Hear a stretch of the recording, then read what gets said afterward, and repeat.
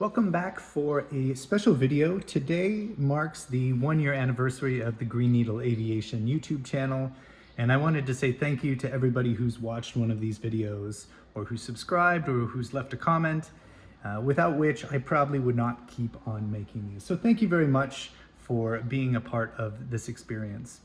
Now, to celebrate, I looked back to see what the most common or most popular videos were, and they were the ones on the Mark III plotting board. And so today, to celebrate, we'll do another Mark III problem.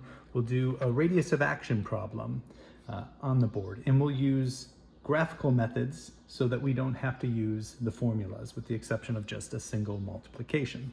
So the method and problem that I'm going to do today are from Mary Tornich's Radius of Action book, which is top-notch, explains what radius of action is in great detail and crystal clear illustrations. But essentially what we're trying to do is find out how far we could leave an airport, fly in one direction, and then turn 180 degrees and fly back to the airport before we run out of fuel. So here's our problem for today. An aircraft leaves a fixed base on a true course of 270, airspeed 80 miles an hour. The wind is from 136 at 37 miles per hour. So what we'll do is we will plot the problem onto the Mark III, and we'll find our radius of action per fuel hour and our radius of action. And the nice thing about this is we won't have to worry about doing all of the intermediate steps in terms of finding our inbound and outbound ground speeds and headings. So let's just jump right on in. First thing we do is we plot the wind. The wind is from 136 at 37. In order to do that, what we do is we set our true index on 136, which is down here, and then we make a mark at 37, which is approximately right here, and we label that vector as EW. And to make it clear, when I move this, I'm going to go ahead and pencil mark in that vector. Okay, the next thing is we plot our track. So on the way out, we're doing 270, and we plot that from E over to the airspeed mark 480. So I'm going to draw a line here parallel until I hit that ring at 80 miles per hour, which is right there. And we call that point P. And we could connect up P and W here, which is how we would get our heading, our wind correction angle, and our heading, and then we would get our ground speed from the P to E vector. But we're moving on, we're not worried about the intermediate steps.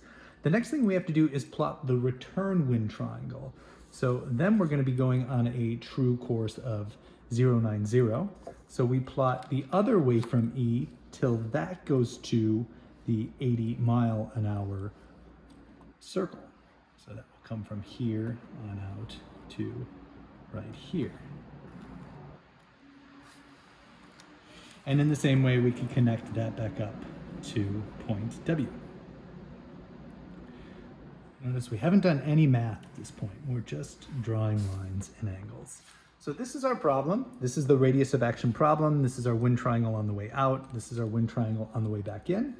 And if you look at what the radius of action formula is, it's just 1/2 of a harmonic mean, which means we take the distance here from P to P1, which I haven't labeled, and we try to figure out what percentage of that line is the distance on the way back in, or from E to P1.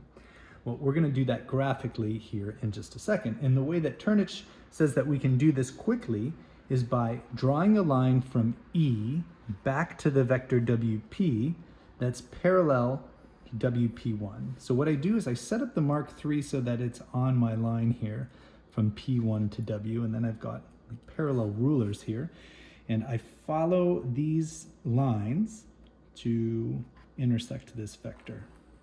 So that's going to happen right there, and I would put a mark there, and Tornich calls that point F. And I would do the same thing in the opposite direction.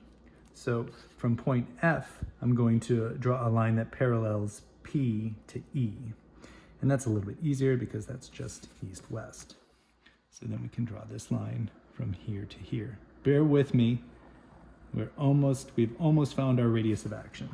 And this she calls point G. And if we find the length of FG, and I'm just going to raise it up here to make it a little bit easier for us to do that.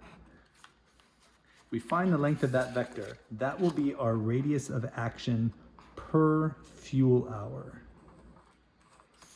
So here it looks like we've got a value of, I don't know, 23. And here it looks like we've got a value of about 10.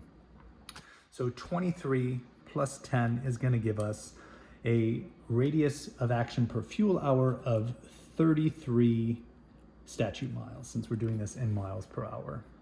And then in order to find our radius of action, all we have to do is multiply the radius of action per fuel hour times the number of hours of fuel we have, which is 3 hours.